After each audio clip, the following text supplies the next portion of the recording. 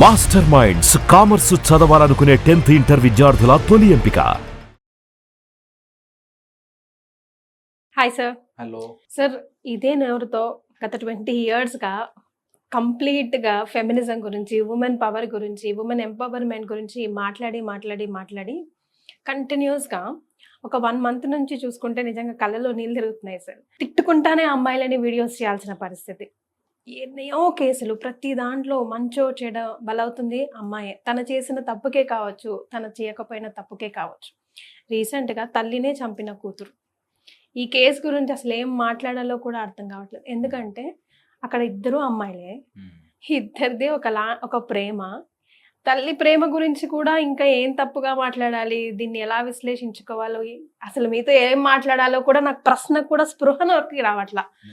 ఈ worst of the worst scenario. ఆ scene చూసాక ఏంటబ్బా అనిపిస్తుంది మనకి. దీన్ని ఎటు స్టార్ట్ చేయాలి, నిజంగా సార్, దీన్ని ఎలా అనలైజ్ చేయాలి అని వచ్చినప్పుడు, అంటే యాజ్ ఇలాంటివి చూస్తూ చదువుతూ ఇలాంటి సొసైటీలో పెరుగుతూ ఉన్నప్పుడు చాలా బాధేస్తుంది.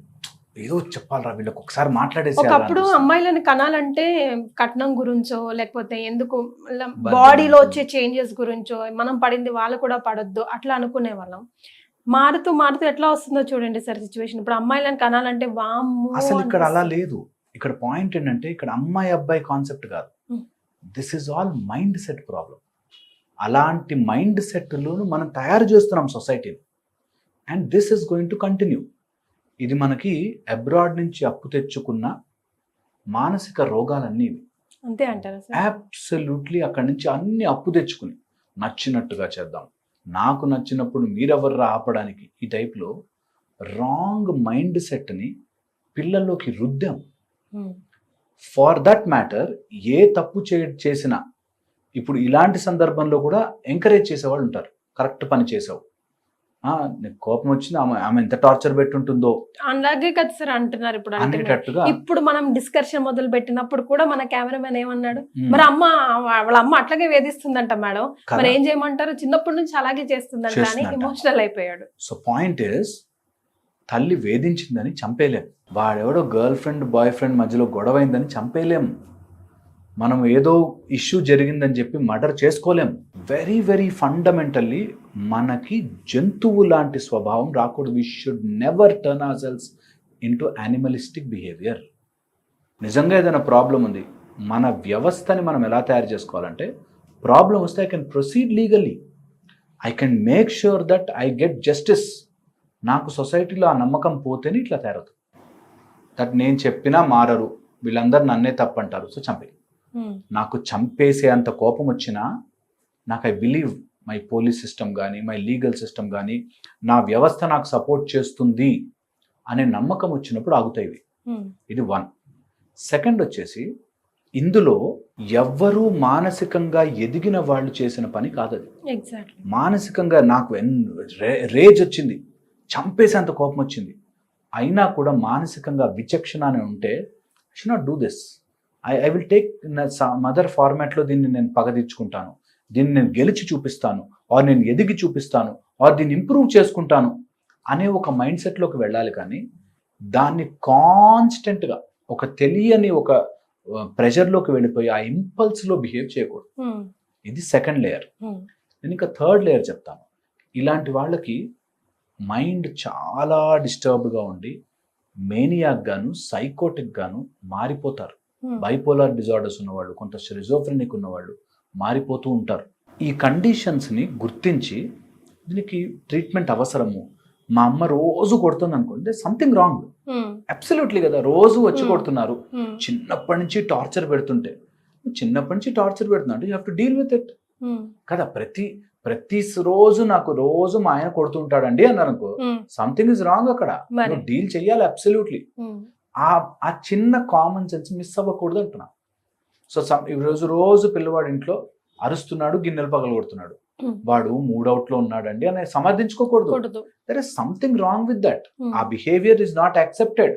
సొసైటీలో నువ్వు జంతువులాగా మారకూడదు. నాకు కోపం, నాకు ఆకలి వేసింది, నేను వెళ్ళి జింకని నమిలి తినేసినట్టుగా తినలేను, ఇస్ ద పాయింట్. సో అందుకని దీన్ని ఇలాంటి సిచ్యువేషన్స్ వచ్చినప్పుడు యాజ్ ఎ హ్యూమన్ బీయింగ్ మనం ఎక్కడున్నాము, మన పొజిషన్ ఏంటి, మనం అందరి బెటర్మెంట్ కోసం మనం ఆలోచించచ్చా, ఈ సందర్భాన్ని నేను ఎంత బెటర్గా మార్చుకోవచ్చు, దీన్ని మనం అర్థం చేసుకుని తీరాలి. ఈ చంపడంకి కావాల్సిన ధైర్యం మార్చుకోవడానికి ఉండదా మనుషుల్లో? ఫండమెంటల్ పాయింట్ చెప్తాను, వాళ్ళని మార్చాలి అనే ప్రయత్నం చేసేసరికి ఫ్రస్ట్రేషన్. మా అమ్మకి చెప్తున్నాను, ఎన్నిసార్లు చెప్పాను, ఎన్నిసార్లు చెప్పినా మారలేదు. నువ్వు మీ అమ్మ మారాలి అని అనుకున్నన్ని రోజులు నీకు మధ్యలో ఒక పరదా వచ్చేస్తుంది. నేను ఏం బెటర్గా చేయగలను, ఈ సందర్భాన్ని నేను ఎట్లా బెటర్గా నేను ఆలోచించగలను, నేను ఎలా మారగలను, that is how you grow. ఎప్పుడైతే వాడు మారాలి, నా బాయ్ ఫ్రెండ్ మారాలి, నా గర్ల్ ఫ్రెండ్ మారాలి, నా వైఫ్ మారాలి అనుకుంటున్నారో అన్ని రోజులు ఇలాంటి క్రైమ్స్ వస్తూనే ఉంటాయి. ఎందుకంటే వాళ్ళు మారరు, they are in their mindset. ఆ మైండ్ సెట్ వల్ల వీఆర్ సఫరింగ్. ఈ సఫరింగ్ లోపల పెరిగి అగ్రెషన్గా మారు. ప్రాపర్లీ ఒక లేయర్ ముందుకు వెళ్ళి నేను దీన్ని ఎట్లా రెగ్యులేట్ చేసుకోవాలి, దీన్ని నా లైఫ్ని ఎలా ఇంప్రూవ్ చేసుకోవాలి. అండ్ మళ్ళీ నేను ఇదే పాయింట్ చెప్తాను, దట్ ఏదైనా సరే too much of stressful situation వరకు లాగద్దు, డోంట్ పుల్ ఇట్. ఒకసారి చెప్పారు, 2 సార్లు చెప్పారు, వదిలేండి. ఇప్పుడు వాట్ నెక్స్ట్ అన్నది ఆలోచించుకోవాలి. ఒక అమ్మాయి రీసెంట్లీ హస్బెండ్తో ప్రెషర్ తట్టుకోలేక 12 years గడిపింది అన్నాడు. రోజు వస్తాడండి, నాకు బిక్కుమంటూ బ్రతుకుతాను. వాళ్ళ నాన్న అతను కలిసి కొడతారట. హస్బెండ్ అండ్ హస్బెండ్స్ ఫాదర్ అంటే మామగారు కలిసి కొడతారంట. నువ్వు ఎలా తట్టుకున్నావమ్మా, ఎప్పటికైనా మారుతారు కదా అని 12 years చెప్పిందంట, మాట్లాడిందంట. లేదమ్మా, సింపుల్ లాజిక్, దట్ అంత లాంగ్గా ఒక డిసీజ్ నడుస్తోంది అంటే పట్టుకోవాలి, అది వెంటనే కరెక్టివ్ చేయాలి, దానికి తగ్గ యాక్షన్ తీసుకోవాలి. దానికి లీగల్ అయితే లీగల్, దానికి సైకలాజికల్ అయితే సైకలాజికల్, దానికి ఎనీ రకంగా మానసికంగా నువ్వు ట్రీట్మెంట్ చేయించుకోవాలి. కంపల్సరీ అది. దాన్ని నెగ్లెక్ట్ చేస్తారు. సో ఏం కాదు అని వెనక్కి ఎంత పుష్ అయిపోతారంటే ఇంకక్కడి నుంచి no coming back. You will either have to do a crime or అది ఇంకా ఎండ్లెస్గా మారిపోతూ ఉంటుంది. రైట్. అంటే చాలా కుటుంబాల్లో సింగిల్ పేరెంట్స్ని మనం చూస్తూ ఉంటాం. ఎక్కువ శాతం అమ్మనే ఉంటారు. కాబట్టి మీరు అన్నట్టుగా నువ్వేం మారాలి, వాళ్ళని మార్చే క్రమంలో నిన్ను నువ్వు ఫ్రస్ట్రేట్ చేసుకోకుండా నీలో నువ్వేం మార్చుకోవాలో ముందు ఆలోచించుకో అని అంటున్నాం కదా. ఈ క్రమంలో ఆ పిల్లవాడు తన డెవలప్మెంట్ డిస్టర్బ్ అవుతాడు కదండి. వాడు డెఫినెట్గా వాడి పరవాయిష్ అనేది డిస్టర్బ్ అవుతూనే ఉంటాడు, అబ్బాయి అయినా అమ్మాయి అయినా. అయితే అమ్మనా వదిలేయలేడు, లేదా వదిలేసి వాడు బతకాలంటే వాడు మైండ్ సెట్ ఎలా ఉండాలి, వాడికి చెప్పేది ఎవరు, ఆ లవ్ అండ్ ఎఫెక్షన్. అది నేను ఎప్పుడు అనుకుంటుంటాను, ఎంత చేసినా కూడా ఆ కర్మ ఒకటి పనిచేస్తూ ఉంటుంది. మరి అలాంటి కుటుంబంలో వాడు పుట్టాడు అంటే, అలాంటి సందర్భంలో ఉన్నాడంటే అట్లీస్ట్ ఇలాంటి దూరంగానే మన ఎడ్యుకేషన్ సిస్టమ్ చెప్పాలి, దట్ సమ్వేర్ నీకు సమస్యలు వస్తాయిరా, నీకు నచ్చని ఫ్యామిలీ ఉంటుంది, నిన్ను బాగా చూసుకొని సొసైటీ ఉంటుంది, సమ్ టైమ్స్ నీకు నచ్చని మనుషులు ఉంటారు, ఇలా ఏదైనా ఉంటుంది. సో ఉంటే దాన్ని నువ్వు తెలివిగా డీల్ చేసుకోవడానికి నీకు తెలివి అనేది ఇచ్చాడు దేవుడు అనేది గుర్తుపెట్టుకోవాలి. అండ్ నిజంగా ప్రేమ దక్కని వాడికి చాలా కష్టం. తల్లిదండ్రుల ప్రేమ దొరకలేదు, ఎవరినైనా ఇష్టపడితే వాడు దొరకలేదు, కష్టమే. బట్ ఆ కష్టాన్ని నిజంగా కూడా మ్యానిపులేట్ చేసుకునేవాడే గెలుస్తాడు, లైఫ్ని గెలుస్తాడు. సో అంతవరకు ఆ ప్రాబ్లం ఉంటుంది. నేను ఎప్పుడైనా ఇట్లాంటి వాళ్ళు మన దగ్గరకు వస్తే నేను చాలా easy simplest technique, cut it here. ఇప్పుడు నీ తల్లిని నువ్వు ఫిజికల్గా వదలలేవు, బట్ తల్లి అనే మాటలన్నింటినీ తీసుకుని నేను ఎలా తట్టుకుంటాను సార్ అని అవసరం లేదు. You can disconnect here. Everything is here, right? Once నువ్వు ఇక్కడ డిసైడ్ అవుతే మేక్స్ సో ఈజీ. డిస్కనెక్ట్ అయిపోయి నీ లైఫ్లో గోల్ వైపు వెళ్ళిపోతున్నాం అనుకోండి, ఇవన్నీ చిన్నగా అయిపోతాయి. నీకు సమస్య ఏదైనా వస్తుంది. సురస హనుమంతుడు వెళ్తుంటే నా దగ్గరికి అని నోరు తెరిస్తే 1 minute అని చెప్పి ఆయన ఇంకా పెద్దగా. ప్రాబ్లంకి నువ్వు పెద్దగా ఎదిగితే ప్రాబ్లం చిన్నగా కనిపిస్తుంది. హనుమంతులు వారు చెప్పిన లాజిక్ని గుర్తుపెట్టుకోవాలి, become grow above your problem. అమ్మ రోజు టార్చర్ పెట్టే అమ్మ, టార్చర్ పెట్టే మొగుడు, టార్చర్ పెట్టే, నీ పర్సనల్ గ్రోత్ ఎలా ఉండాలంటే వాళ్ళు అని చూడాలి. మై గాడ్ ఎంత గ్రోత్ జరుగుతోంది ఇక్కడ అనేది చూసి ఆనందపడాలి, ఆర్ ఆశ్చర్యపోవాలి అట్లీస్ట్. అది చేసుకోవడం point number 1. And second is mental disconnect people. అనవసరమైన చెత్తని ఇక్కడ వేసుకోవద్దు. Is it helping my happiness, is it helping my health, is it helping my career? ఈ 3 చూసుకోవాలంతే. ఎప్పుడు కూడా కాన్స్టెంట్ టార్చర్ తీసుకోవద్దు. స్ట్రెస్ తీసుకుంటాం మనం, తీసుకోవద్దు. డస్ట్బిన్లో డస్ట్ వేసుకోండి, నా తలలోకి వేయొద్దు. చాలా ఈజీ అండ్ సింపుల్. దానివల్ల తొందరగా మారుతాయి కూడా చేంజెస్, లైఫ్లో చేంజెస్. మనం దానికి ఇంకా పెట్రోల్ పోస్తూ నువ్వు అరుస్తావా నేను అరుస్తాను, నువ్వు అరుస్తావా నేను బాధపడతాను, ఇందులో ఉంటే యూ విల్ ఆల్వేస్ సఫర్. దానివల్ల ఏమీ బెనిఫిట్ ఉండదు. యూ విల్ సఫర్ కంటిన్యూస్గా. So my intention is what ever situations రావచ్చు, బట్ ఇక్కడ నువ్వు డిసైడ్ అయితే you can just cut that out and take it out.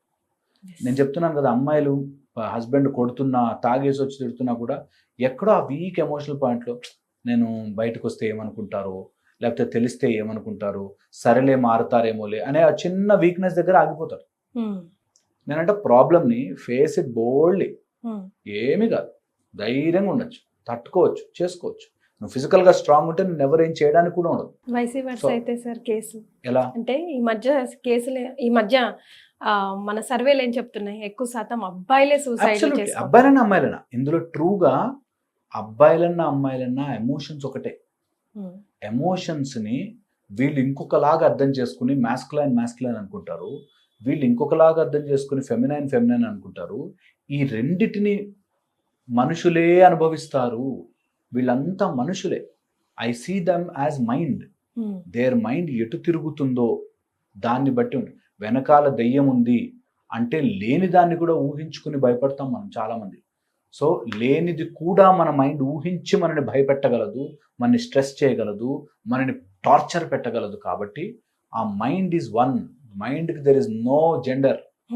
మైండ్ని కంట్రోల్లో పెట్టుకోవడం, మైండ్ని అర్థం చేసుకోవడం, ఎదుటవాడి మైండ్ని అర్థం చేసుకోవడం so very very important. 2-3 steps. Okay sir, మీరు చెప్పింది నేను విన్నాను. ఈ రోజు నుంచి నేను అన్ని కట్ ఆఫ్ చేయాలనుకుంటున్నాను, నా మైండ్ని నా కంట్రోల్లో పెట్టాలనుకుంటున్నాను, నాకు నెగిటివ్గా వస్తుంది కట్ ఆఫ్ చేయాలనుకుంటున్నాను. How to start? Very important. First thing, డ్రామాని అవాయిడ్ చేయాలి. ఫస్ట్ థింగ్, ఏ డ్రామా అయినా సరే, ఎమోషనల్ డ్రామా అయినా సరే, ఎంత సీన్ అవసరమా దీనికి, ఇంత లెంత్ డైలాగులు అవసరమా, ఇది ప్రతి వ్యక్తి చేసుకోవాలి. మీకు నేను చెప్తాను, మాకు సాధనలు చేసేటప్పుడు ఫస్ట్ థింగ్ నేర్పించేది మౌనం. చూడరా, జనాలు మాట్లాడుతుంటే విను, వాళ్ళు ఎంత డ్రామా నడుస్తుంటుందంటే ఎమోషనల్గా గడగడ నడుస్తుంటుంది. ఫస్ట్ థింగ్, ఎమోషనల్ మన కంట్రోల్లోకి రావాలంటే స్టాప్ టాకింగ్, సైలెంట్ అయ్యి అబ్జర్వ్ పీపుల్. ఎంత మనం అయ్యో నన్ను ఇలా చేశాడా, అలా చేశాడా, అప్పుడు ఎంత బాధ వేస్తుందండి, కడుపు తీపండి, ఓకే అన్ని పక్కన పెట్టు. ఇంత ఓవర్ యాక్షన్ ఎవ్వడు లేనప్పుడు చేస్తావా నువ్వు? మనం చేస్తుంటాం. చాలామంది డిప్రెషన్లో ఉన్నవాడు ఎవ్వరు ఉండరు అని బాధపడిపోతుంటాడు. ఎవరిని చూస్తారని బాధపడుతున్నారా? ఎవ్వరు లేరు అక్కడ బాధపడడానికి. అట్లీస్ట్ నువ్వు లోపల నీ రూమ్లో ఉన్నప్పుడు డాన్స్ అయ్యి. ఎమోషనల్లీ మనం ఎంత తినేస్తుందంటే వాడు ఆ మనిషి ఉన్నట్టు, అది నాకు ఇప్పుడు జరుగుతున్నట్టుగా ఊహించుకుంటుంటాం. కానీ మన ఫ్రస్ట్రేషన్ మనం ఒక్కరు ఉన్నప్పుడు కొంతమందికి అలవాటు. ఇప్పుడు నేనే ఉన్నాను అనుకోండి, బాధలో ఉన్నాను అనుకోండి, బాత్రూంలోకి వెళ్ళిపోయి ఏడ్చేస్తే నాకు అది వెళ్ళిపోతుంది.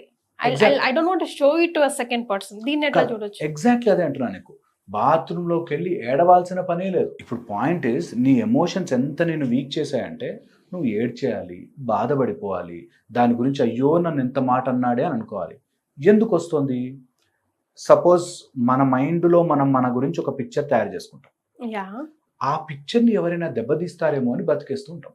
సపోజ్ మీరు మంచి అమ్మాయి, ఎవరైనా మిమ్మల్ని చెడ్డ అమ్మాయి అని అనుకో. ఇప్పుడు సపోజ్ నేను ఇంత మాట్లాడుకుని చెప్తున్నా, వీడు డబ్బు కోసం చేస్తున్నాడు రా, వీడు కూడా మోసగాడు అని అన్నారనుకోండి.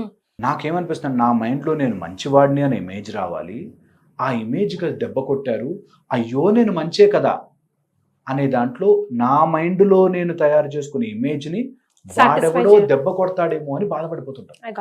పాయింట్ ఇస్, నీ మైండ్లో నీ గురించి ఆ ఇమేజ్ చేసుకోవద్దు, దానికంత డ్రామాను యాడ్ చేయొద్దు, ఆ డ్రామాను యాడ్ చేసి బాధపడద్దు. చాలా సింపుల్ లాజిక్.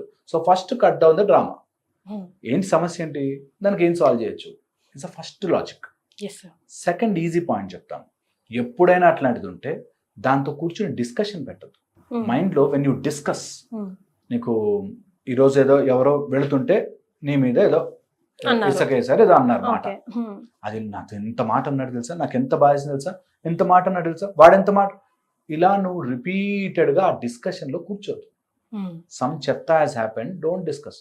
నన్ను వాడు ఆ రోజు ఫంక్షన్లో ఎంత మాట అన్నాడు అనేది నువ్వు 100 మందికి చెప్పాల్సిన పని లేదు, డిస్కస్ చేయాల్సిన పని లేదు, అయిపోయింది. Done. ఆ పాస్ట్ నుంచి డిస్కనెక్షన్ రావాలి. Hmm.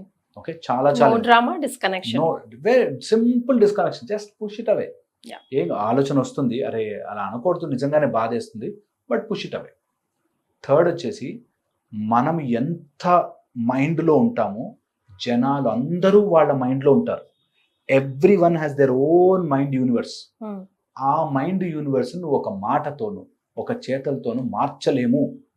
శ్రీకృష్ణ పరమాత్ముడే అర్జునుడు వచ్చి అడిగితే భగవద్గీత బోధన చేశాడు. Hmm. అందరికీ చెప్పలే, వెళ్తూ కౌరవులందరికీ చెప్పేస్తే మారిపోయారుగా. జనాలు మారరు. Hmm. ఇది ఫండమెంటల్ లాజిక్. నువ్వు మా ఆయన్ని మార్చేయాలి, వాడిని ఏమన్నా మార్చేయాలి, వీడు చెప్పానండి అయినా అర్థం చేసుకోకే అది చేస్తారు వాళ్ళు. మరి సో ఎవ్వరికి నువ్వు అర్థం చేయించాల్సిన పని లే. నువ్వు నీ బ్రతుకు బ్రతకడానికి ఇక్కడికి వచ్చావు, అండ్ ఇది మొత్తం భగవంతుడి ప్లాన్. నువ్వు ఏమీ మార్చలేవు, చిటిక కూడా మార్చలేవు అని నీకు తెలిసిపోతే, వాళ్ళు అలా బిహేవ్ చేస్తుంటే I don't have to enter in to their drama అని మనకు తెలిసిపోతుంది. సో దట్ డిస్కనెక్షన్ రాగానే, ఈ అండర్స్టాండింగ్ దట్ ఎవరి మైండ్లో వాడు అలా పెద్ద పిక్చర్ తయారు చేసుకుంటూ ఉంటాడు, అదంతా నేను నా నెత్తి మీద ఎక్కడ పెట్టుకోగలను అనుకుంటే అసలు బరువు, ఒక 1000 కేజీలు బరువు తీసి పక్కన పెట్టినట్టు హాయిగా ఉంటుంది. నేను ఎవ్వడి మైండ్లో I just don't want enter in to their head. నాకు లైఫ్ ఉంది, నన్ను నేను డిజైన్ చేసుకోవాలి, నా హెల్త్ పెంచుకోవాలి, నేను 100 సిటప్స్ చేయాలి, నేను 100 డిప్స్ కొట్టాలి, నేను 10 కిలోమీటర్లు పరిగెట్టాలి, నేను కొండలు ఎక్కాలి, నేను నా దీక్ష చేసుకోవాలి, నేను నా సాధన చేసుకోవాలి, నేను ఇంప్రూవ్ అవుతూ పోవాలి. ఈరోజు ఇంగ్లీష్ నేర్చుకుంటా, రేపు మలయాళం నేర్చుకుంటా, రేపు ఇంకోటి ఏదైనా నేర్చుకుంటా, కొత్తగా నేర్చుకుంటా. నన్ను నేను నా ఫుల్ డైమెన్షన్ ఎక్స్ప్లోర్ చేస్తా. మీకు తెలుసా, జగ్లింగ్ చేయొచ్చు. మనుషులంట ఒక రోప్ మీద నడవచ్చంట. నేను అది ఎక్స్ప్లోర్ చేయలేదే నా లైఫ్లో అని చేయండి. ఏదో ఒకటి ఇంప్రూవ్ యువర్ సెల్ఫ్. చాలా మంది తెలుసా కింద స్క్వాట్ చేయలేరంట. నేను స్క్వాట్ ఫ్రాగ్ లాగా చేయగలను. అచ్చేయండి, ఏదో ఒకటి నీ నిన్ను బెటర్ చేసుకో. నువ్వు ఒక వెపన్ లాగా మారు, నువ్వు బెటర్ చేసుకో.